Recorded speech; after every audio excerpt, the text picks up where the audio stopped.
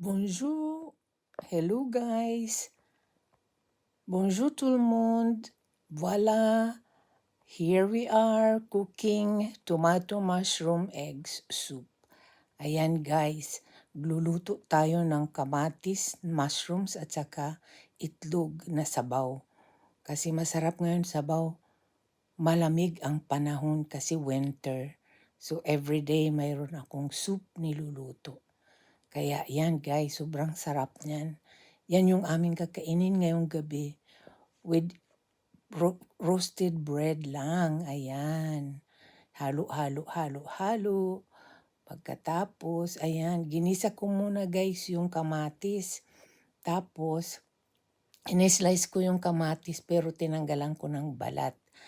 And then, slice, tsaka ko ginisa sa konti lang mantika. Tapos lagyan ko konting garlic para may lasa.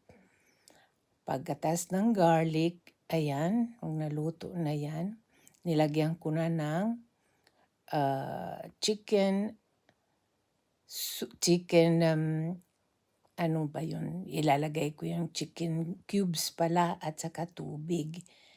Kasi hindi ako naggawa ng chicken fresh. So chicken cubes na lang, tapos tubig. And then maglalagyan ko yan ng itlog. So ang paglagay ng itlog ay dahan-dahan, dahan-dahan. Ayan. And tapos, yun lang yung kakainin sa gabi, dinner.